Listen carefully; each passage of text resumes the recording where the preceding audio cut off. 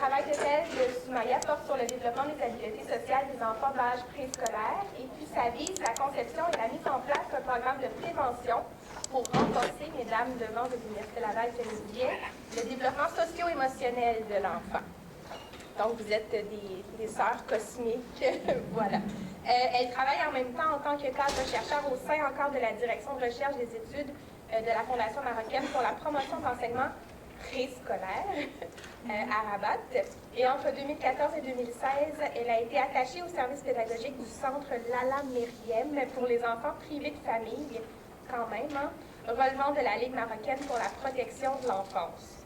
Durant cette période, elle a aussi réalisé son mémoire de master sur la compétence sociale et l'adaptation scolaire chez les enfants qui étaient privés de famille.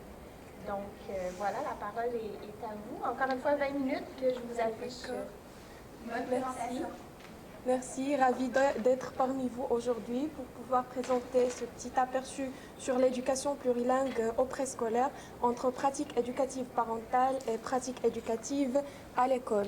Le plan de la présentation va se dérouler comme suit. Je vais commencer par vous présenter le contexte de l'étude, par parler un petit peu du contexte du Maroc, puis objectifs et méthodologie de recherche, modèle théorique adopté, et puis présentation des résultats. Je vais parler des perceptions des parents et éducatrices par rapport à l'éducation plurilingue et pratiques des parents et éducatrices en lien avec l'éducation plurilingue aussi.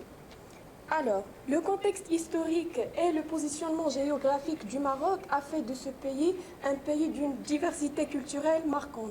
En parlant du contexte historique, le Maroc a été pour des dizaines d'années, vous le savez peut-être, il était sous protectorat français et espagnol, ce qui a renforcé l'existence de plusieurs langues, notamment la langue française et espagnole, et surtout la langue française qui s'est imposée d'une façon plus marquante au Maroc jusqu'à aujourd'hui et qui est enseignée dès le préscolaire et qui est une langue très très présente au Maroc.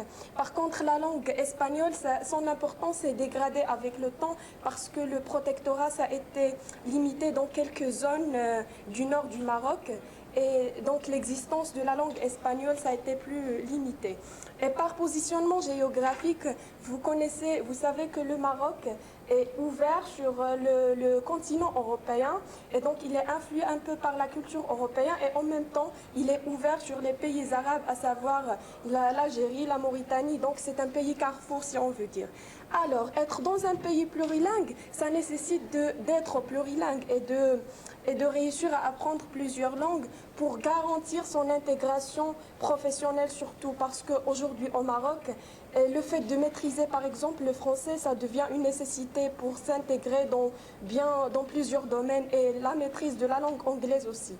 Donc, éduquer au plurilinguisme dès la petite enfance s'impose comme une obligation pour garantir l'offre d'une éducation de qualité, une éducation qui saura répondre aux exigences de la société, sachant que la petite enfance, sachant que la période du préscolaire est une période cruciale durant laquelle se construisent les apprentissages de l'enfant. Alors, le paysage linguistique au Maroc est marqué par la présence de deux langues officielles. Il y a l'arabe classique qui a été la langue officielle reconnue, la seule langue officielle qui a été reconnue au Maroc depuis l'indépendance.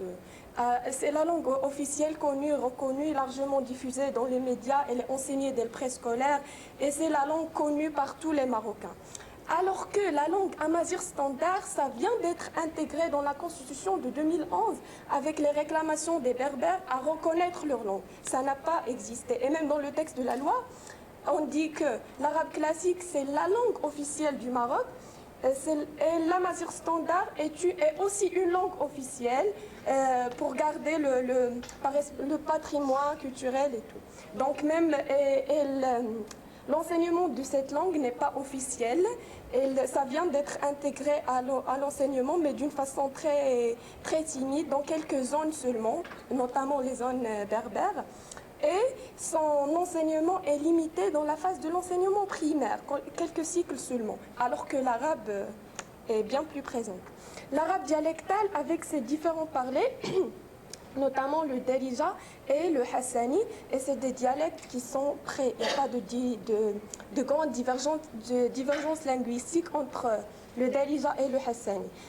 ce qui est à noter aussi, c'est que l'arabe dialectal dérive de l'arabe classique.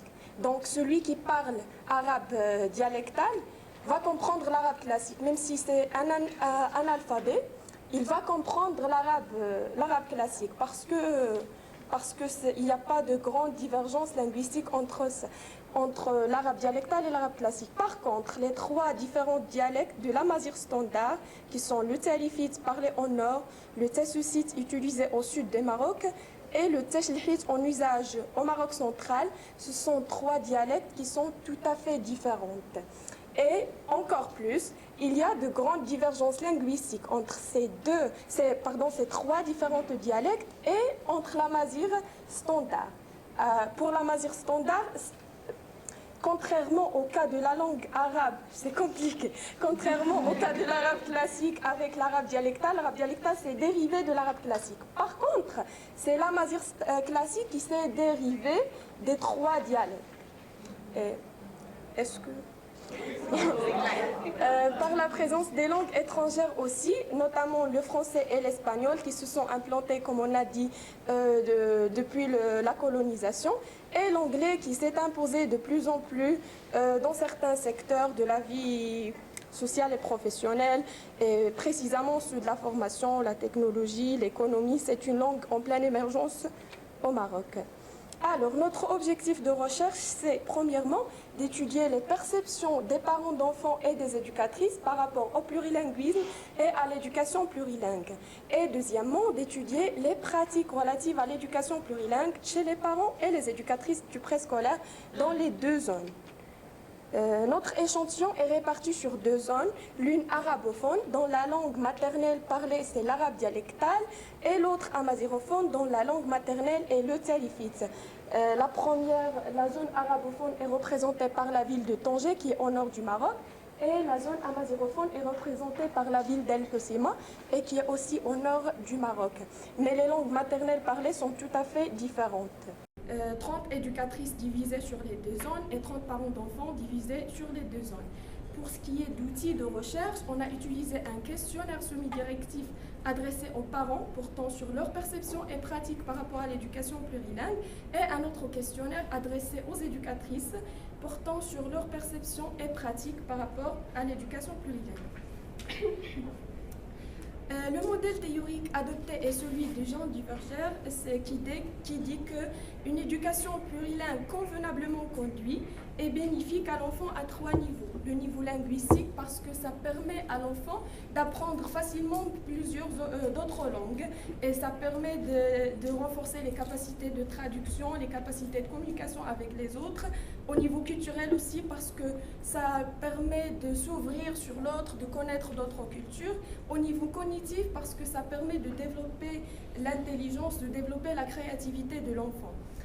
Pour atteindre ces bénéfices, trois conditions nécessaires pour réussir une éducation plurilingue. D'ordre environnemental, il dit que pour réussir une éducation plurilingue, il faut que ces langues aient du sens pour l'enfant et qu'il y ait des représentations positives par rapport à ces langues. Sinon, l'enfant ne va pas trouver de l'intérêt à apprendre ces langues, comme a dit Madame Andrea. D'autres conditions d'ordre psychogénétique, qu'il faut éviter l'insécurité linguistique avant 4 ans. Il faut accueillir l'enfant dans sa langue maternelle pour qu'il se sente en sécurité. Et puis d'ordre institutionnel et pédagogique, aussi il faut réussir l'accueil linguistique, développer une pédagogie plurilingue, des programmes intégrés et prendre en compte les spécificités des enfants qu'on accueille. Alors, pour ce qui est des perceptions par rapport au plurilinguisme et à l'éducation plurilingue, les éducatrices et les parents rapportent généralement une excellente maîtrise de l'arabe classique et l'arabe dialectal dans les deux zones, chose qui est normale parce que l'arabe classique est enseigné dès le préscolaire dans tout le royaume du Maroc.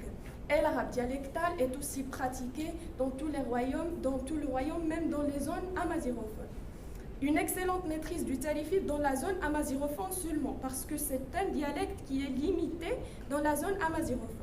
une faible maîtrise de la langue amazigh standard, même dans la zone amazirophone, parce que c'est une langue qui est étrange, même pour les Arabes, même pour les amazigrophones, et qui n'a pas été enseignée. Donc c'est normal qu'il ne soit pas maîtrisé. Une bonne maîtrise de la langue française, et on revient pour dire que la langue française est plus valorisée et elle est enseignée dès le préscolaire, donc c'est normal qu'il y a une bonne maîtrise de la langue française et une faible maîtrise des langues anglaises et espagnoles. Et là, quand on dit bonne maîtrise, c'est les éducatrices et les parents qui rapportent ça. Donc il y a un biais de désirabilité sociale qui... le degré d'importance accordé aux langues. Là, il y a tout un condensé des informations. Déjà il y a tout un condensé des informations. Là, on a proposé les langues les plus présentes dans le paysage linguistique marocain. Il y a l'arabe classique, l'arabe dialectal, amazigh standard, salifite, français, anglais et espagnol. Et là, AM pour comparer la zone arabophone et la zone amazirophone. Et les couleurs qui tendent vers le vert, c'est important, très important, primordial, comme vous voyez ici. Et le rouge, quand c'est pas du tout important, et peu important, c'est à la couleur jaune. Donc là, vous voyez que les langues les plus valorisées par les parents sont la langue arabe classique avec le dialecte et les langues françaises, anglaises, surtout la langue française et anglaise, sont aussi valorisées, alors qu'on trouve que la langue amazigh standard et le salifite sont les langues les moins valorisées et vues comme moins importantes par les parents, même dans les zones amazigrophones. Degré d'importance accordé aux langues, selon les éducatrices, la même chose, l'arabe classique, l'anglais, le français sont les langues les plus valorisées et il y a l'amazigh standard, le salifite qui sont moins valorisés dans les deux zones. Et là, le test du Q2 montre qu'il y a une différence significative entre les groupes au niveau du degré d'importance accordé à la langue anglaise. Et on a constaté que les parents et les éducatrices donnent beaucoup plus d'importance à la langue anglaise. Comme vous voyez ici, dans la zone amazirophone, c'est la langue la plus valorisée dans cette zone-là. Pour ce qui est des pratiques des parents et éducatrices en lien avec l'éducation plurilingue, là, la fréquence d'usage des différentes langues lors des interactions quotidiennes avec les enfants. La même chose, la couleur verte indique quand il y a une fréquence élevée et quand c'est jamais ou rare, on met la couleur rouge, comme si il y a un risque, et rarement le jaune. Donc là, les parents de la zone arabophone utilisent le plus souvent l'arabe dialectal et l'arabe classique. C'est les langues les plus utilisées. Dans la langue amazirophone, il y a le salifite, c'est normal, c'est leur langue maternelle, mais il y a aussi l'usage de la langue arabe dialectale dans la zone amazirophone. Au contraire, on ne trouve pas que le salifite est utilisé lors des interactions quotidiennes dans la zone arabophone. Parce que les Talifites, c'est pour cela, ce qui justifie que les Talifites, la région de amazirophone, maîtrise les deux dialectes, le Talifite et l'arabe dialectal. Alors que pour la zone arabophone, ils maîtrisent seulement l'arabe dialectal. Fréquence d'activité proposée par les parents pour développer le plurilinguisme chez leurs enfants. Entre les deux zones, il n'y a pas une grande différence. Tous les parents ont rapporté avoir utilisé toujours des activités qui renforcent le plurilinguisme chez leurs enfants. Ces activités sont classées par ordre d'importance. La majorité des parents optent pour la lecture des histoires et les activités à l'aide des outils numériques. Ce sont les activités les plus choisies par les parents pour éduquer leurs enfants au plurilinguisme. Par la suite vient le théâtre, la télévision et puis l'inscription dans les centres de langue. Et là, ce qui est à noter, c'est que ce choix s'offre plus pour les parents issus de la zone arabophone, vu que dans l'autre zone, il y a absence de ce type de centre pour les enfants d'âge préscolaire. Et en dernier lieu, vient la fréquentation des écoles coraniques. C'est un choix auquel certains parents optent pour renforcer le niveau de maîtrise de la langue arabe classique. Pratique des éducatrices. Là, on a demandé aux éducatrices de nous indiquer quelles sont les langues d'accueil qu'elles utilisent lors de l'accueil, évidemment, des enfants. Et là, dans la zone arabophone, ils utilisent l'arabe dialectal avec une fréquence élevée, l'arabe classique aussi, et ils utilisent le français aussi, même s'il n'y a pas des enfants français qui ils utilisent l'accueil comme langue d'accueil. Par contre, dans la zone amazirophone, ils utilisent aussi l'arabe dialectal, même s'il n'est pas la langue maternelle des enfants. Ils utilisent l'arabe dialectal à côté du tsarifis et le français aussi. Donc, ils utilisent 3 langues d'accueil, sachant que les enfants ne sont pas... Alors, je vais passer vite. Caractéristiques des langues d'accueil utilisées par les éducatrices. La majorité, les éducatrices de la zone amazirophone déclarent avoir utilisé une langue d'accueil qui n'est pas conforme ni à la langue maternelle de l'enfant, ni à la langue maternelle ni à leur langue maternelle. Ils utilisent le darija, l'arabe dialectal. Par contre, le grand pourcentage des éducatrices de la zone arabophone déclarent avoir utilisé une langue conforme à leur langue maternelle et à celle de l'enfant. Langue utilisée lors de l'animation des activités. Là, dans les 2 zones, on trouve l'arabe classique, l'arabe dialectal aussi. Et ça, ce qui est bizarre, c'est que la langue arabe dialectale est beaucoup plus utilisée dans la zone amazirophone, même s'il n'est pas leur langue maternelle. Et ça va avec les représentations des éducatrices, comme si les éducatrices voient que l'arabe dialectal doit être apprise à l'école parce que lors de la phase de l'enseignement primaire, c'est la langue que les enseignants utilisent lors des interactions avec les enfants. Comme si les éducatrices veulent préparer l'enfant à l'apprentissage et à la maîtrise de cette langue pour qu'il ne trouve pas de difficultés par la suite.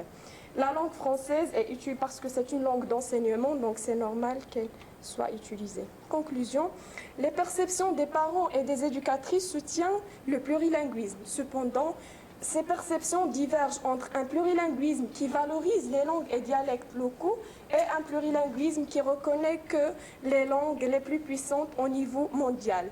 Une présence plus marquante de la langue arabe classique et arabe dialectale en dépit de l'amazigh standard et le tsarifis. Et là, il est à noter que la forte existence de la langue arabe classique puise toute sa légitimité de tout un contexte qui est vu que cette langue apporte revêt une légitimité religieuse et politique.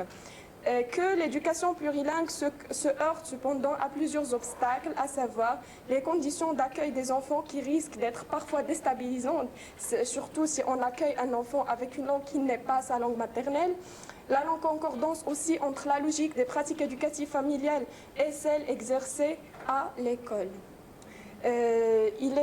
Cette étude, parmi les limites de cette étude, c'est qu'on a opté pour un échantillon qui est restreint et que les éducatrices questionnées font partie du réseau d'écoles que notre fondation gère. Donc ça peut être, leurs réponses peuvent être biaisées. Oui, merci de votre attention.